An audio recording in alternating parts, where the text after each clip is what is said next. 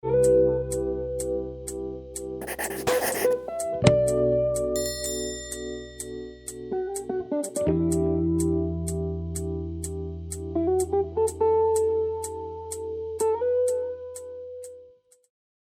à toutes et à tous. Merci de votre fidélité à notre émission Carte Blanche. Vous êtes en moyenne 600 à suivre les cartes blanches FFCB. N'hésitez pas à nous envoyer toutes vos questions. Merci à Thierry Knoll, notre invité ce soir, avec son film Décalage Horreur, que vous allez pouvoir visionner dans quelques instants. Je vous rappelle le principe de l'émission. Carte blanche, ça veut dire analyser un film, poser toutes les questions au réalisateur pour pouvoir appliquer dans nos réalisations des méthodes ou des grands principes. Bonne projection et à toi Patrick. Merci Alain, nous allons inaugurer aujourd'hui une nouvelle formule de carte blanche. En effet, dans les deux précédentes émissions, on n'a pas trouvé le public pour le direct parce qu'on n'a pas pu trouver ni le jour ni l'horaire. Donc maintenant, nous allons enregistrer cette émission avec une présentation du réalisateur au début, le film et enfin le débat sur la fameuse carte blanche. Donc aujourd'hui, carte blanche de Thierry Knoll, Décalage Horreur. Thierry, peux-tu nous dire quelques mots de ce film ? On venait de terminer un film sur une histoire d'amour et l'idée en fait m'est venue parce que c'était à l'époque de 2004 où il y avait la guerre en Irak et au fil des jours, des semaines, eh bien il y avait une banalisation un petit peu de ces annonces pas trop réjouissantes. De là est venue l'idée de faire un film un petit peu qui traiterait un petit peu sur l'indifférence des gens dans ce genre de situation. Et donc, j'ai cherché à trouver qu'est-ce que je pourrais faire comme guerre, utiliser comme guerre. Et j'ai pensé effectivement à la Yougoslavie, puisque la Yougoslavie, c'était en 91 et ça touchait l'Europe. Et en Yougoslavie, on allait en vacances dans ce pays-là. Et après, il y a eu ce conflit. On s'est intéressé au début, on s'est désintéressé au fur et à mesure des années. Et donc, j'ai voulu montrer un petit peu, alors pas juste montrer la violence, puisque la violence, on l'a assez souvent à la télé ou autre au cinéma, mais c'était pour faire passer un petit message sur, comment dire, cette indifférence qu'on peut avoir à ces images qu'on nous montre trop souvent au départ et après plus assez pour se rendre compte de l'horreur qu'il y a à quelques kilomètres de chez nous. Donc voilà, donc c'est pour ça que j'ai créé ce film et il me fallait, pour faire passer ce petit message, une chute que je ne vous le dirai pas maintenant puisque vous allez la découvrir dans le film. Et voilà comment est venue cette idée de faire ce film. Merci Thierry. Donc maintenant, nous allons regarder ce film, Décalage Horreur.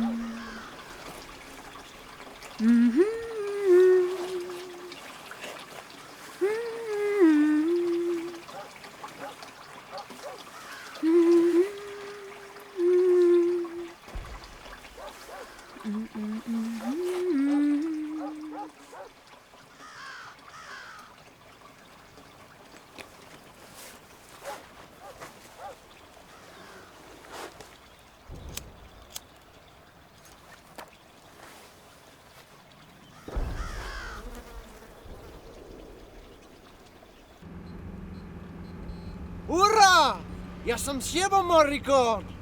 Gleda, Slavko, daj jebanie rekord. O piczku materynu, ja sam dobar. Masz u pičku materijenu, ste jebane igrice.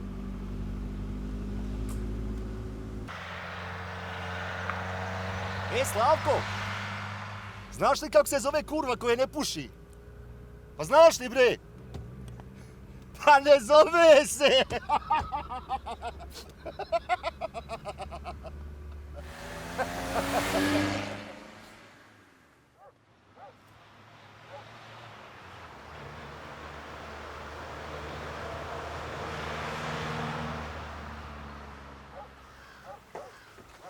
Ivane!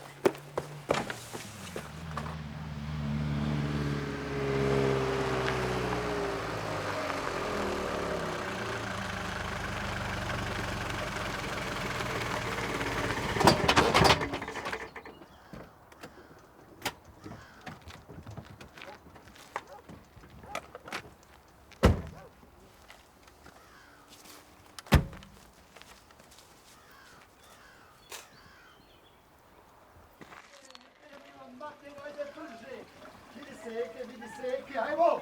Hajmo, brže! Brže! Kurvo!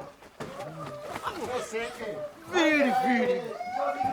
Što ima motu? Groža pa mi ne laka ribe. Molim mač! Idi malo u pičkovate, joj, bako, da teče do konja. Ustašku ti majku jebem! Dobro.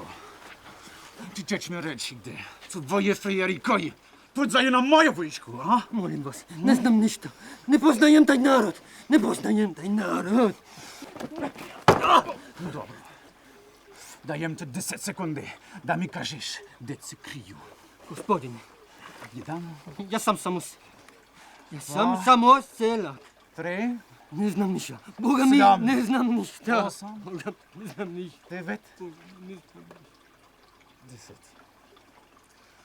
No vidiš, tvoj dan danas.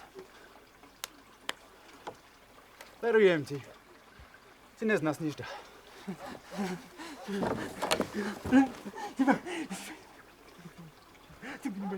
Možeš se zapariti dvom Bogu. Možeš odmah da ideš. Da mu se zapariš.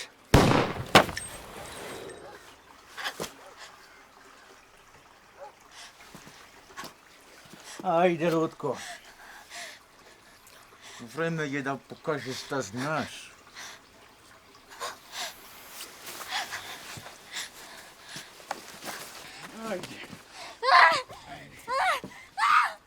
Milane, voliš više igrice? Ili igrice uživo? Guzi! Jebi se.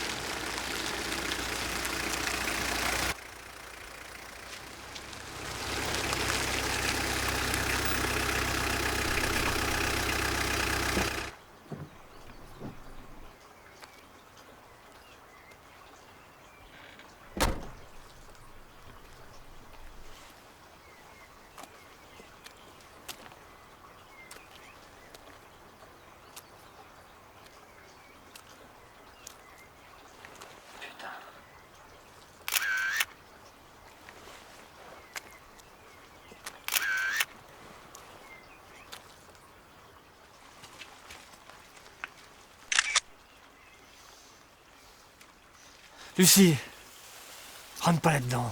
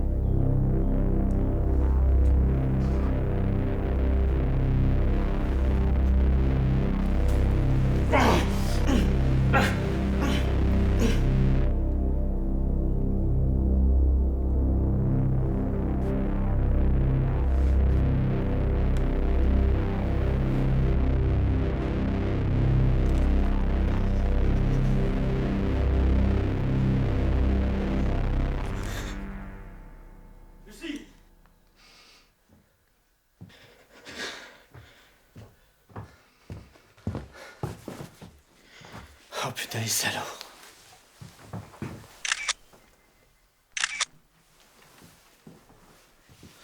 Allez, viens, restons pas là. C'est l'enfer ici.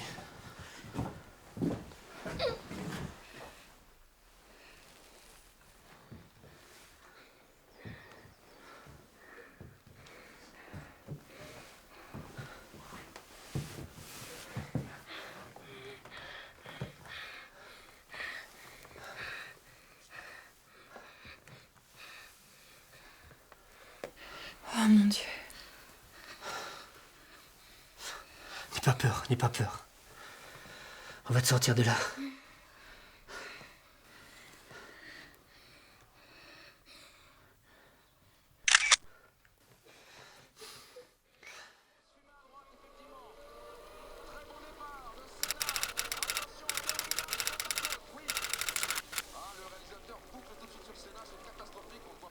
Oh non, c'est pas possible.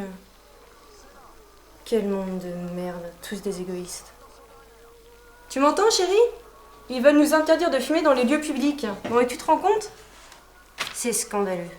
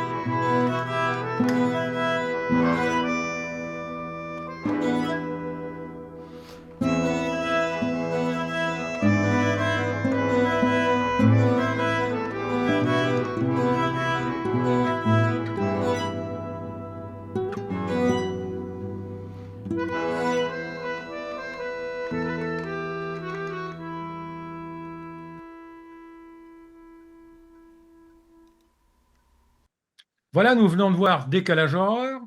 Maintenant, place aux questions. Donc, Norbert, si tu voulais bien commencer le tir des questions. Bonjour Thierry et merci pour ce très beau film qui date de 2007 mais qui est dans le sujet et dans la réalisation complètement d'actualité avec la guerre en Ukraine que l'horreur est encore à notre porte. Moi je reviendrai d'abord sur le travail d'écriture que je trouve remarquable et j'aimerais savoir si tu étais seul pour l'écriture, si tu as travaillé en équipe, si tu es parti d'une nouvelle par exemple, je ne sais pas. Parce que en quelques gros plans, très bien choisis, avec une musique, très bien adaptée, tu nous plonges dans ce drame, que l'on pressent. Est-ce que tu pourrais nous dire, quel était ce travail d'écriture? Le travail d'écriture, c'est vrai que c'est la base du film, et c'est avant tout, c'est déjà se documenter sur si on s'attaque à un conflit. Et Dieu sait que la Yougoslavie, c'est un conflit très complexe en fait, hein. Donc il fallait déjà beaucoup de documentation, de savoir qu'est-ce qui s'est vraiment passé. C'est effectivement montrer les personnages très rapidement, puisque le film ne dure pas trop longtemps, donc on peut pas s'attarder trop longtemps sur la personnalité des soldats, ni même la personnalité des autres. Donc il faut que ça aille très vite. Et donc on montre l'essentiel pour arriver à ce drame. Alors sans montrer trop de violence non plus, elle est présente certes. Quand j'écris, j'ai aussi tout de suite les images en tête pour pouvoir le filmer. Donc ça c'est important aussi, ça facilite un petit peu la tâche de l'écriture. On a montré des images de ce qui s'est passé là-bas. Et la fin, elle était plus compliquée à trouver pour faire ce revirement de situation et d'arriver sur la femme qui crie au scandale. Oh non, c'est pas possible. Quel monde de merde, tous des égoïstes. Tu m'entends, chérie? Ils veulent nous interdire de fumer dans les lieux publics. Bon, et tu te rends compte? J'ai mis du temps à trouver ce petit déclic, en fait, hein. Et ça tombait pile poil, la loi Evin a été sortie. Et du coup, ben, je me suis dit, bah, tiens, ça peut être important de montrer et de faire justement le grand écart entre ce qui se passe là-bas et le petit confort dont on veut pas se séparer, en fait. Voilà. Donc, c'est un peu le clin d'œil sur ça et le message aussi sur cette indifférence qui, malheureusement, voilà, est présente encore. C'est basé sur une histoire vraie ou des choses qui sont vraiment passées là-bas. Il y a eu, effectivement, comme je dis, je me suis documenté, c'est un peu une guerre civile, en fait, hein, et, voilà, il y a eu ce genre de situation, de viol, de massacre. Mais le travail de démarrage, quoi, c'est un texte, c'est un synopsis. Quel est le travail de base pour faire ce genre de film? L'idée, c'était le conflit yougoslave. Donc après, je me documente. Après, j'essaie de trouver des personnages. J'ai l'habitude de travailler avec très peu de personnages dans mes films. Là, il y en avait un petit peu plus que d'habitude. Mais donc, ces personnages, ben, on va les présenter au début et ils vont, au fur et à mesure, dévoiler un petit peu, et je parle surtout des soldats, ils vont dévoiler cette haine qui va aller jusqu'à tuer, jusqu'à violer, alors qu'au départ, dans la voiture, ils rigolent. C'est aussi montrer cette présence malsaine, en fait, du mal qui peut, du jour, en quelques minutes, on peut passer du rire au massacre. Voilà. Et ça a réellement existé. Donc, je pars de ce principe-là pour écrire. J'écris les personnages, j'imagine l'histoire, et c'est comme ça qu'est né le scénario. Voilà. La seule chose où je pêchais un petit peu à la fin, c'était comment on va montrer cette idée de présenter cette interdiction de fumer. Et là, j'ai effectivement, avec les membres de l'association dont je faisais partie, on a trouvé cette idée de journal, en fait, hein, où on voit la photo, et de là, on arrive à revenir sur ce qui s'est passé quelques jours avant en Yougoslavie. Tu parlais du journal, je pense que tu as dû faire éditer une page de journal spécialement pour la scène. Enfin, voilà. Est-ce que tu pourrais nous parler de ce travail avec ton association? À cette époque-là, j'étais président de l'association Pulse Vision, avec lesquels on avait déjà tourné le précédent film d'amour. Et donc, je leur ai présenté le scénario. Ils ont adhéré à cette histoire-là. Et donc, à partir de là, on a mis le mécanisme en route, à savoir déjà trouver les comédiens, parce que les comédiens, moi j'exige toujours, enfin c'est une exigence pour que le film reste le plus crédible possible, que quand on tourne par exemple un film yougoslave, eh ben, qu'il soit parlé dans la langue du pays. Parce que sinon, ça perd un petit peu de crédibilité. Donc ça, c'était la première des choses aussi à faire passer aux comédiens qu'on avait castés, grâce à l'Agence culturelle d'Alsace et de la commission du film de Strasbourg qui nous avait donné des fichiers. Donc on a pu chercher et trouver des comédiens. Et donc, la particularité, c'était qu'on leur demandait d'apprendre phonétiquement, bien sûr, avec des intervenants serbes et croates qui leur donnaient le scénario en langue phonétique, en langage phonétique qu'ils ont dû apprendre pour tourner. Donc, pour eux aussi, c'est un challenge supplémentaire parce que c'est aussi tourner des scènes pas faciles dans une langue qui n'est pas la leur. Donc, ça leur donne aussi pour eux de la valorisation de leur travail et de leur métier. Donc, ça aussi, c'est important. Faire passer une émotion quand c'est pas sa langue, c'est certainement pas facile, hein, c'est sûr. Bien sûr, bien sûr. Et alors, l'écriture des dialogues, alors ils ont été écrits dans quel état d'esprit, puisque de toute façon, il y a des sous-titrages, etc. C'est dans une langue étrangère, donc pour écrire les dialogues, il y avait quand même, tu l'as écrit d'une façon naturelle.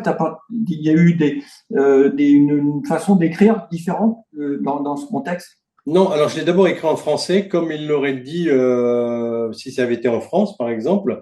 Et après seulement, on l'a traduit en langue yougoslave. D'accord. Mais il n'y avait pas de spécificité de cette langue qui aurait pu apporter quelque chose de différent. Non, ça, je n'ai pas fait j'ai pas mis l'accent là-dessus. Je me suis dit, voilà, ça, j'imagine les personnages, ils auraient parlé de cette façon-là, même s'ils avaient été en français, quoi.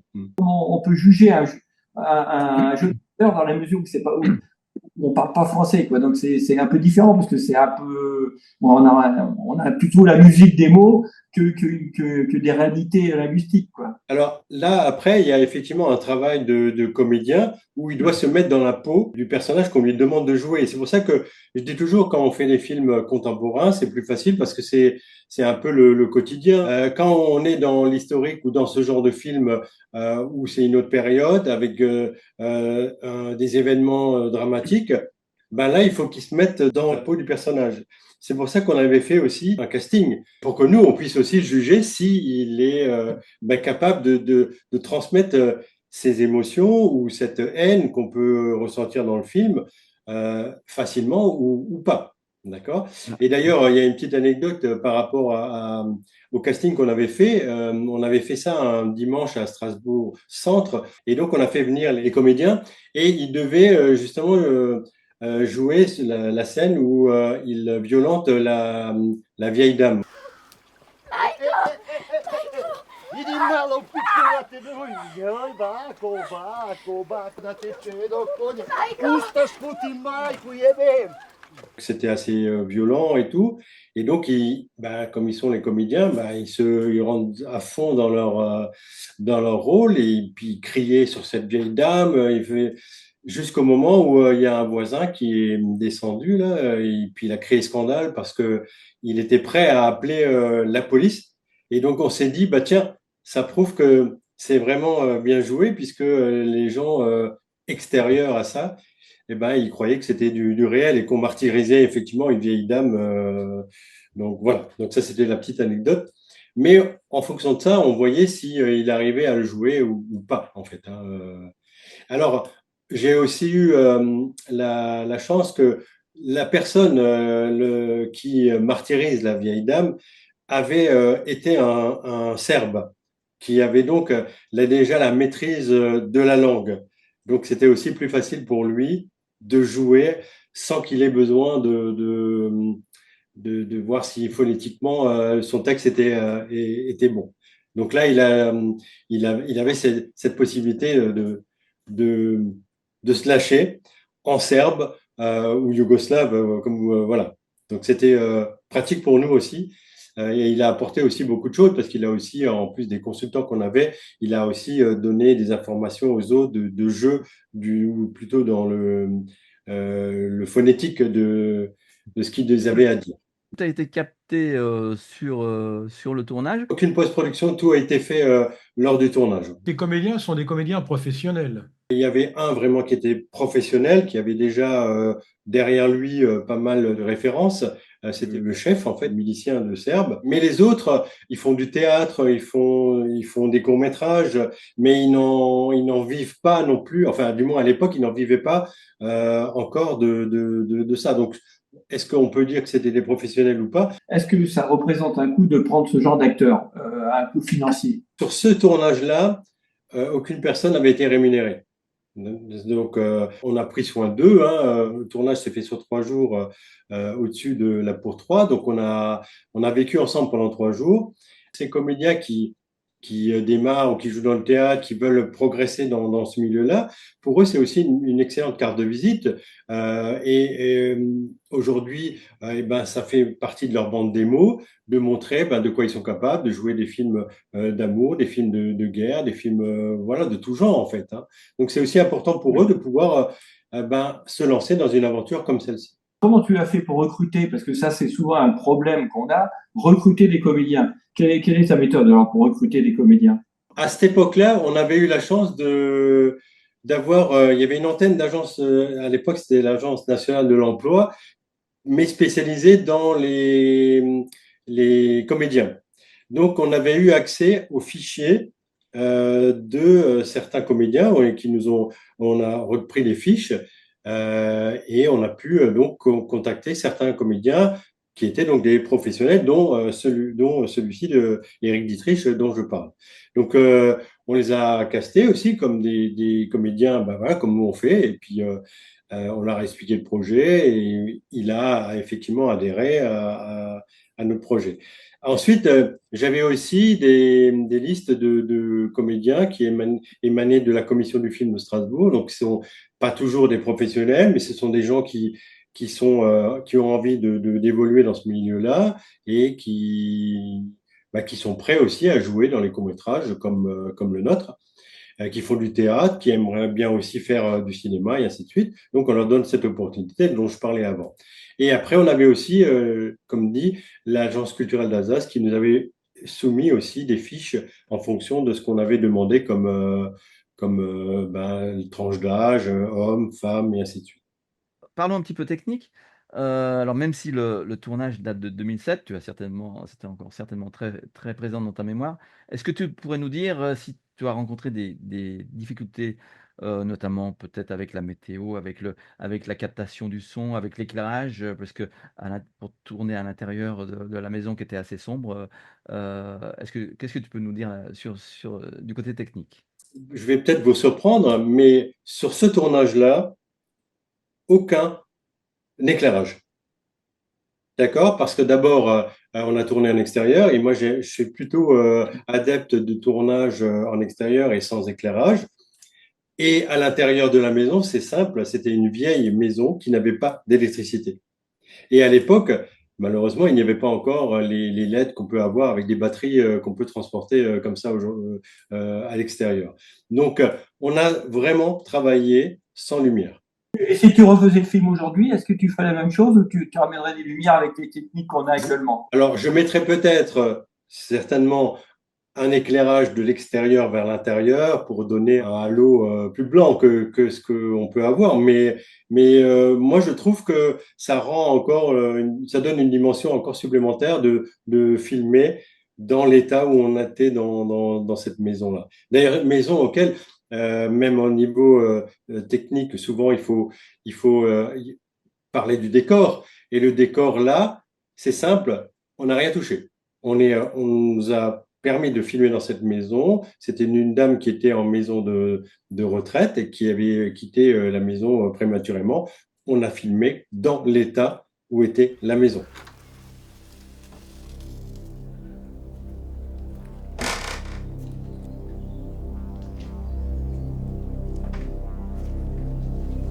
Donc, pas besoin de décor, pas besoin d'éclairage. On peut donc se focaliser sur le son. Il n'y a eu aucun micro-cravate, donc tout a été perché. On a aussi eu la chance d'avoir David Scherer qui a fait tous les effets spéciaux, la balle qu'il reçoit dans la tête. Et là aussi, j'ai cette chance qu'à l'époque, il n'était pas encore connu comme il l'est aujourd'hui. Aujourd'hui, il travaille pour le cinéma, il travaille pour la télévision, il est partout, sur tous les deux films gore ou autres. Et donc, j'ai pu, à cette époque-là, encore pouvoir travailler et avoir cette chance de travailler avec lui et nous faire des effets spéciaux magnifiques. On est sur quel type de caméra et en quel format c'était tourné? Pour la caméra, nous avons donc tourné avec une seule caméra. C'était encore l'époque des cassettes et qui étaient en DV. Qu'est-ce que tu conseillerais de ce genre de fiction, le filmer à une caméra ou deux caméras? Quel est ton avis là-dessus? J'ai pas l'habitude de tourner avec deux caméras. Moi, je préfère vraiment que le jeu se fasse avec un découpage très précis. Donc, on va d'abord tourner de face et on va tourner une deuxième scène de côté. Et ça marche bien avec des comédiens qui ont ce sens de rejouer exactement la même chose.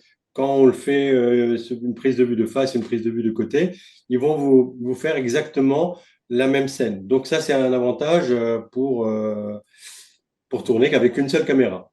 Mais alors, quand tu fais un chant, tu fais la prise complète, tous les dialogues de ce chant, après tu fais le contre-chant et tu fais les close-up après. Comment tu fais exactement? Exactement. D'abord, je vais filmer tout ce qui est le champ de face, par exemple, avec les dialogues des personnages, mais je reste focalisé sur la personne. Ensuite, je vais tourner en contre-champ sur l'autre personne, on refait la même scène.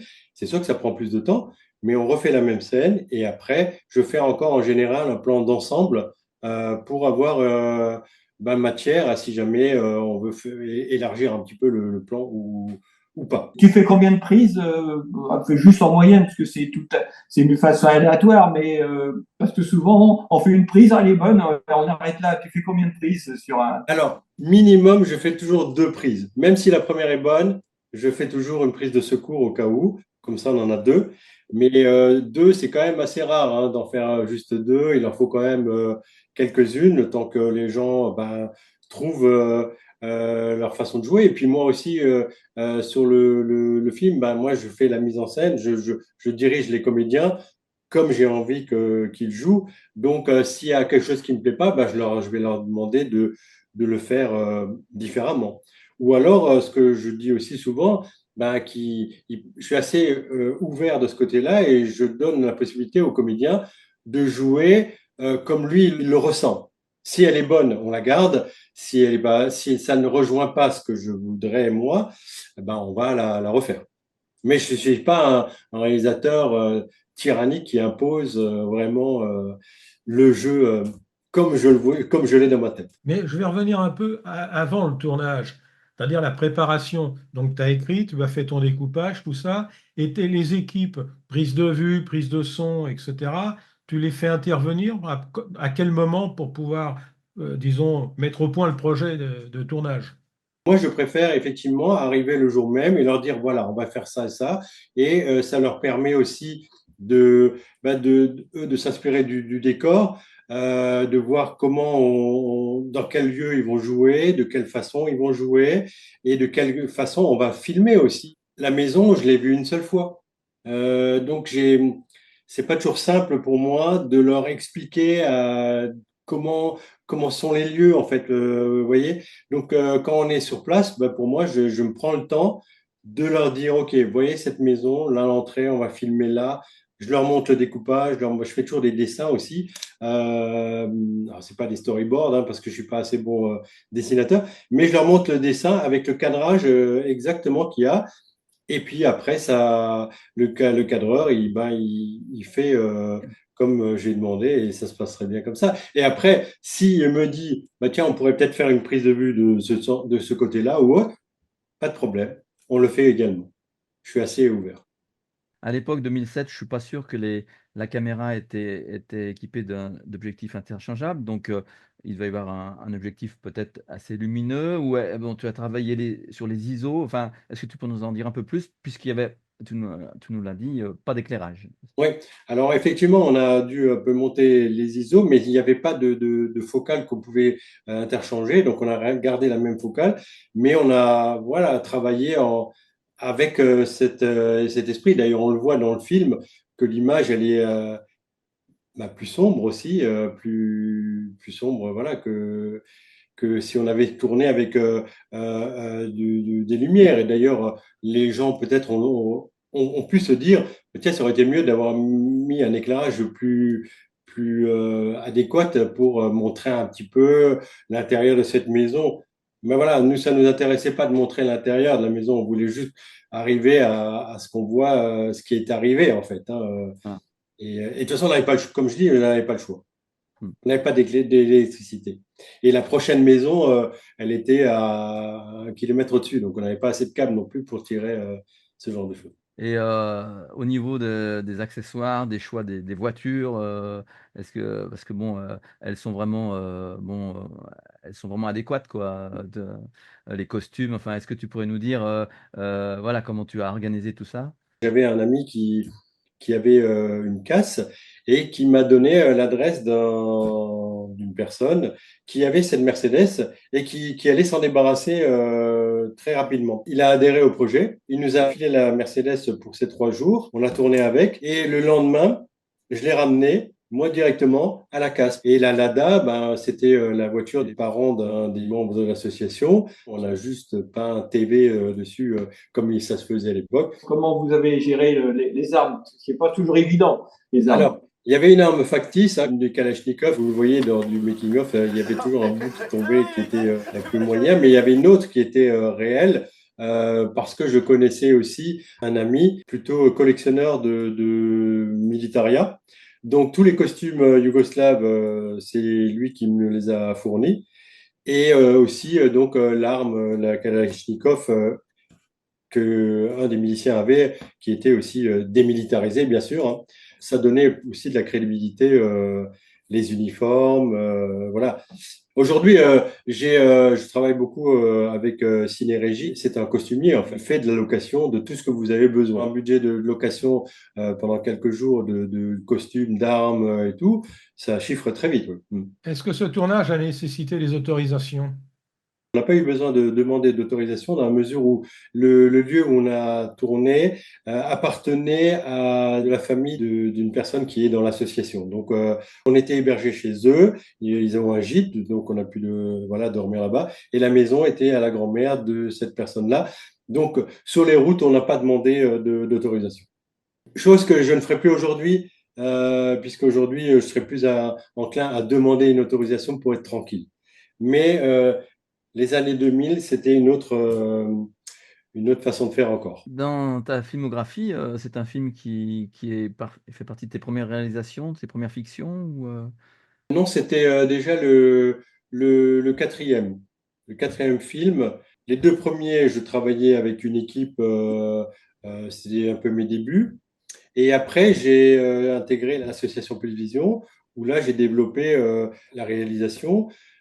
Et aussi, on a mis en place un festival au secours, hein. On voulait aussi que les films que les réalisateurs font soient aussi montrés et diffusés lors d'un festival. Traditionnellement, c'est rarement le réalisateur qui monte, c'est souvent un monteur en dehors. Moi, je suis effectivement d'avis à ce que le réalisateur ne monte pas ses propres films, parce que le réalisateur, il va jouer avec l'affect sur telle et telle scène où ils ont mis du temps à la tourner et que il voudrait pas la supprimer. Et du coup, ça prolonge le film, ça enlève la dynamique et c'est pas bon du tout. Le réalisateur fait le montage parce que c'est son bébé, entre guillemets. C'est vraiment un conseil que tu peux donner. C'est vraiment quelque chose qu'il faut séparer complètement. Absolument, c'est vrai que le montage est pour moi le gage de la réussite du film, parce qu'on peut très bien avoir des belles scènes, mais si c'est monté trop long ou si on met toutes les scènes dedans, ça va être un fiasco. Je fais un ours très rapidement pour voir déjà pour moi si toutes les scènes fonctionnent bien, d'accord? Et ça lui permet quand même à lui d'avoir une idée de ce que je voudrais. Quitte à lui de changer ou de décourter certaines scènes ou de modifier le montage, de prendre cette scène-là, la mettre avant, il n'y a aucun problème. Si moi, ça me convient à la fin, même si j'ai encore le final cut, hein, mais s'il a modifié des choses, c'est tant mieux. Pour la musique, on avait la chance que mon caméraman connaisse aussi un musicien. On lui a montré le film et il a recréé cette musique en direct sur les images. La musique de fin est montée à l'envers, en fait.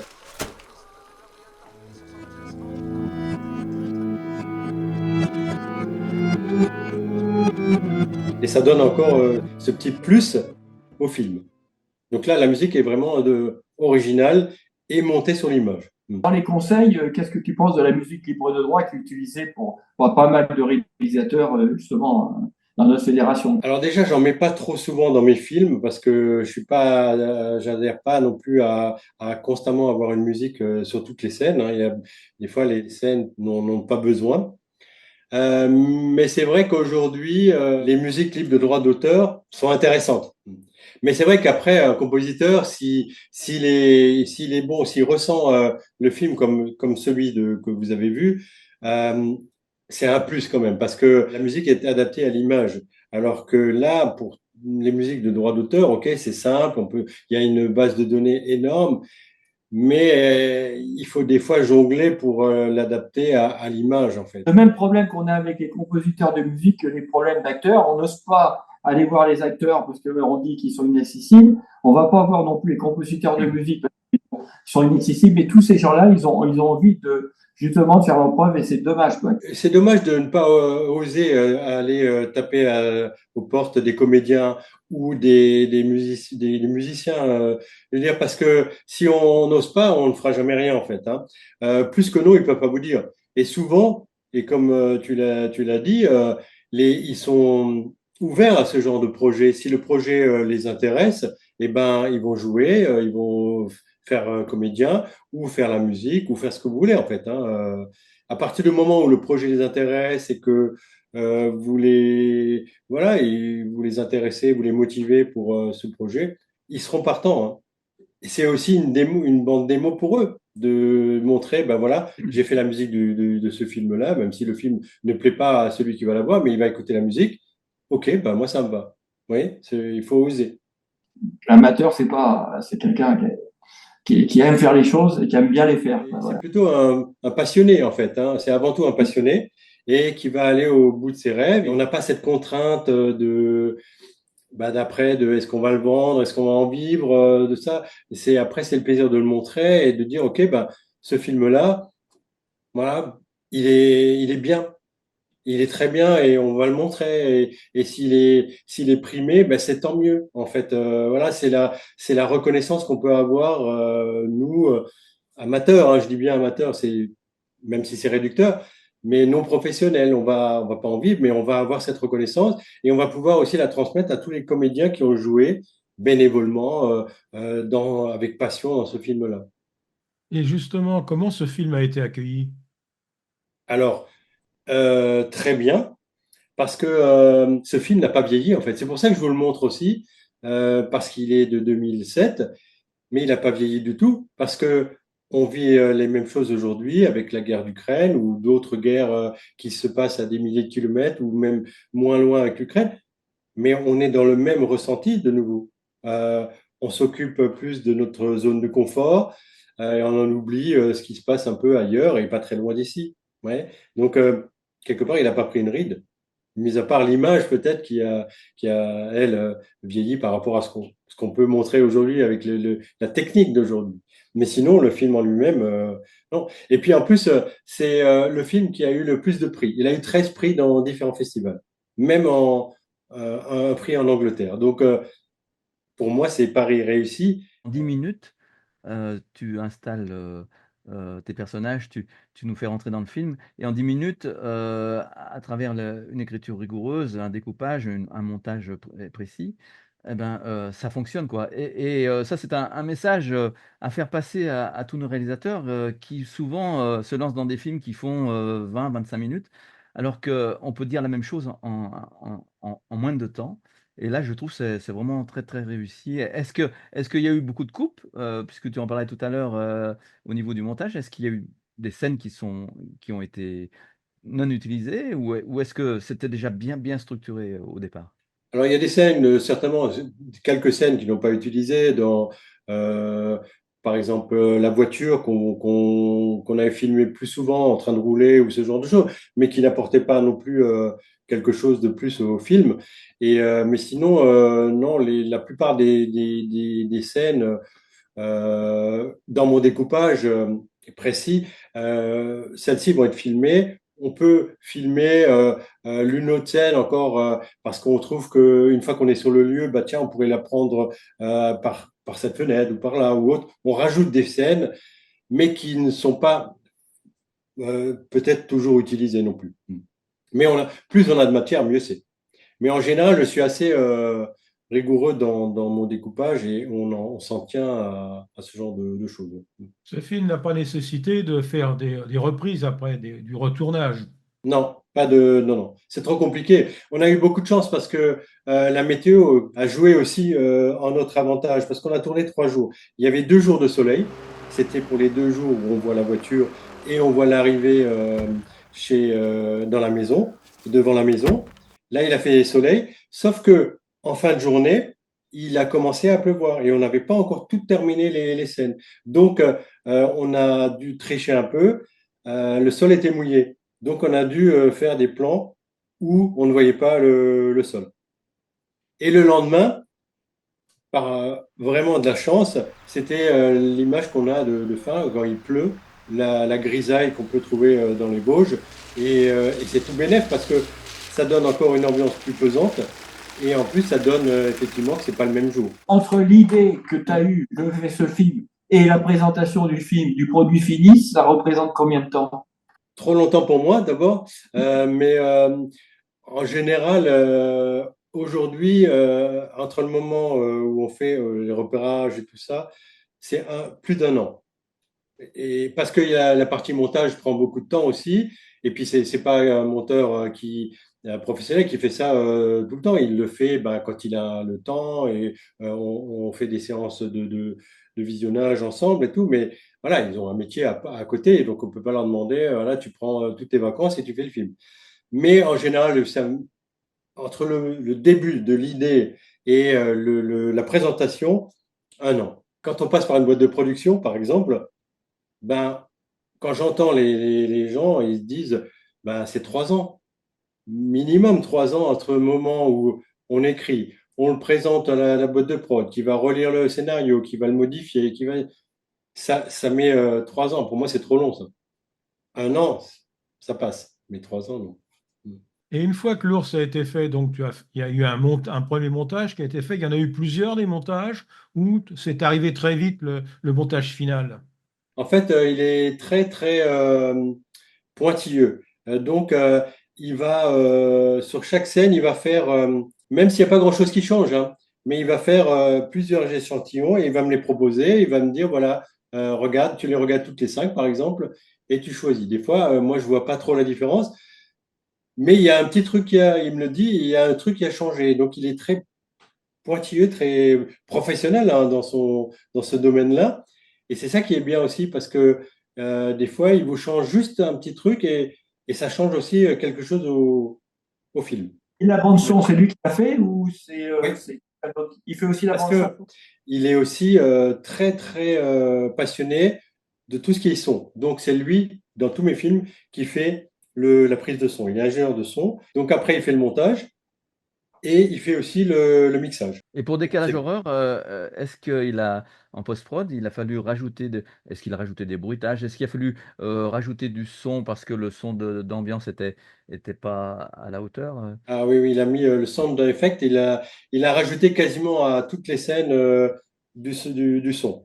Par exemple, pour vous donner une idée, vous le remarquez peut-être pas comme ça, mais quand la voiture rouge, la voiture des reporters, elle arrive, elle s'arrête, il y a l'essuie-glace qui fonctionne, il a mis un son d'essuie-glace. Le son des portes qui claquent, tout est refait de A à Z.